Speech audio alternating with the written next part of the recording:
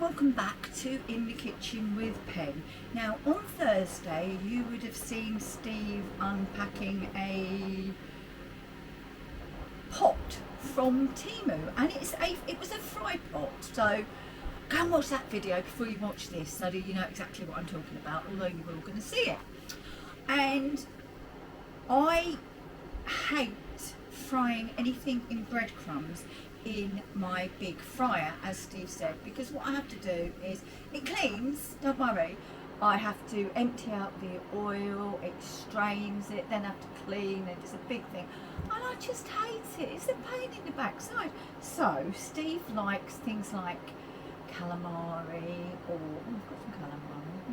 or scampi. He prefers, or even onion rings, he prefers them fried to being baked. So this was the perfect opportunity to try some of these. Now I've got the pot on the halogen, it's not a halogen, on the induction hob, and it is currently heating. What I'm going to do is I'm going to cook some scampi, but I had a green vegetable risotto and I had some left over. So what I've done is I have added a bit of flour to it to actually make it stick a bit better, and then I dipped it, I made into balls, I dipped it into seasoned flour, egg, you can see the eggs in there, trust me, and breadcrumbs. And I actually did double dip because I wanted a thick coating. And I have, now I can't call them arancini, can I? Because it was orzetto. So orzetocini, that's a new word for us, isn't it? And I've made little balls of orzetto that I am going to fry. I've also got some scampi that I'm going to fry as well. And I'll just show you why I get so angry with scampi. I mean, it's not scampi personally, but look, can you see all those, I don't know that you can, all those bits of breadcrumbs that are in there, look. Horrible! I don't want that in my oil. So I always do this, even if I was frying them. In the big one I do this.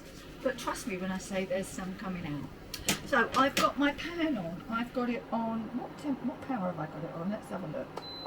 I've got it on 100 and temperature is 8, so it's heating slowly. I want to get it to about 180 before I put in the scampi. So while that's heating, I'm going to get on. You don't want, you know, watch pot never boils and all that. Calm down. I should have said, if you want the recipe for the green vegetable risotto, I will link it in the description. We're just about getting to 180, so I'm going to lift the lid. And I'm going to use tongs because I think it's safer than just plonking them in. And I'm going to go in with our scampi. You can hear it sizzle straight away, which is great.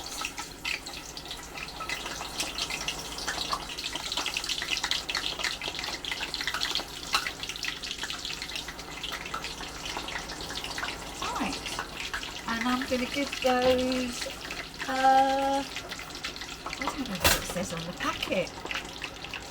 I'll give them about 6 minutes, but meantime I will turn the temperature down because we don't want the oil getting too hot. Right, so we'll let those cook and see what they're like. Right, I think that's the scampi done, and the great thing about this is, I'm just going to turn it so you can see, we have this built-in drainer, so I can just pop the cooked goods on there. The oil will drain back into the pot. Oops, a daisy.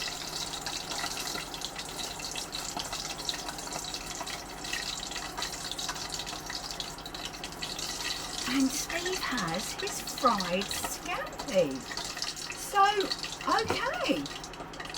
So far, so good. I've got a plate with a piece of kitchen towel on so that we can see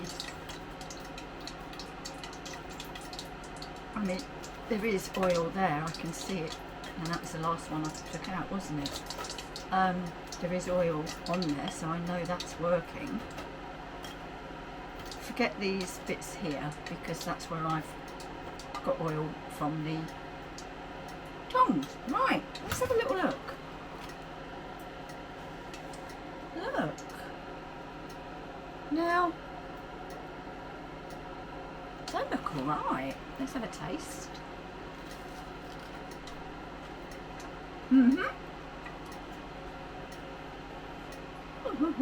Perfect. Hot. A little bit hot. But I might as well take this one to see. Right then, that was a nice little surprise for Steve. He just thought I was doing the my balls. So let's go in with these orzocinni. Don't just drop them in, let them start to fry and then let go gently. And don't let them stick together. Now obviously an arancini is made with, usually made with leftover risotto, and you put a piece of mozzarella in the middle, and then you do the flour, egg, breadcrumbs and fry. Well, I've done the same thing, except I've used the green vegetable orzoto, and because I had lots of cheese, parmesan in the original mix, I haven't put anything in the middle. So we're going to let those fry. I've turned the temperature down on both the power and the temperature because I want them to be cooked all the way through and hot all the way through. They are cooked already, so we'll be back when these are ready to come out. Right, these look about cooked, heated through. I'm going to switch everything off, use the strainer, the drainer, whatever you want to call it again. I mean, they're a nice colour, and I used natural breadcrumbs, not the bright orange ones. I don't know, I'm a bit of a weirdo, I guess, because I don't like using the bright orange breadcrumbs. But look at those. Like I say, look at those. They look rather nice, and the oil is what I would hate in my big fryer. I'll just move you to show you that if I can, and I can't because I'm being a dipstick. Right, there you go. Can you see all the breadcrumbs at the bottom of the oil? Not very nice, is it? Right, so let's get these onto a plate. Right, there's our risotto balls, and I'm just going to finish with some freshly grated parmesan.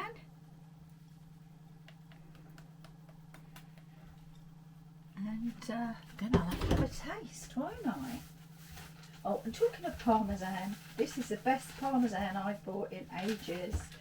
It's Parmigiano Reggiano from Sainsbury's, and it is really good.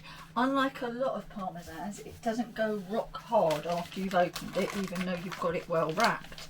So look out for that one. It's not the cheapest, but then I think this is a case of getting what you pay for. Right, I have to have a taste. Right then, risotto balls. Risotto? No, orzocinni balls. Let's break one open and take a look. Right. So as I say, it's a green vegetable orzoto. And if you don't know what orzo is, it is a type of pasta that is rice shaped. Now, that's what they look like. And I wonder what they taste like. Here we go. I should say buon appetito.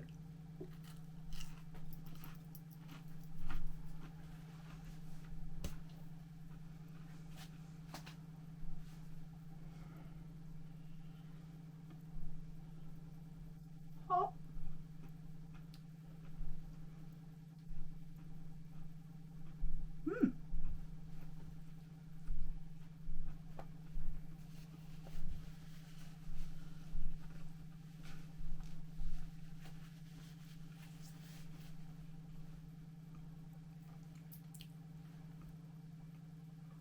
Very hot, very tasty.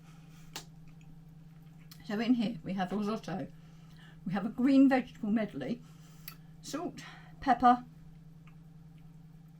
loads of parmesan, some garlic, shallots very important, some garlic and herb cream cheese just to bring it all together, and yeah, let it dry, make it into little balls, into seasoned flour, into egg, into breadcrumbs. You could have even, or I could have, even put some parmesan in with the breadcrumbs. That would have been nice. And then double dip it so you get a nice crust. But why do I think these are called pot sticker pots? I don't know why. I'm just going to have a look, see if I'm dreaming. Probably. But to be honest, for £10.49 or whatever it was Steve said, it's great.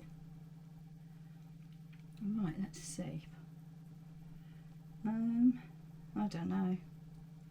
I suppose so. It could be. I'm going to look and I'm going to find the right word for it, and I am going to put it in our description. But £10.49, little fryer, great for keeping all those bits that you don't want in your oil. Because what I'm going to do when it's cold, not until it's cold, I'm going to strain it through some kitchen towel and a sieve into a bowl, and then I will put it into a bottle so I can use it again. So thank you for watching this episode of In the Kitchen with Pen. I do hope you've enjoyed it. I've certainly enjoyed using this, and I shall see you all again very soon. Bye for now.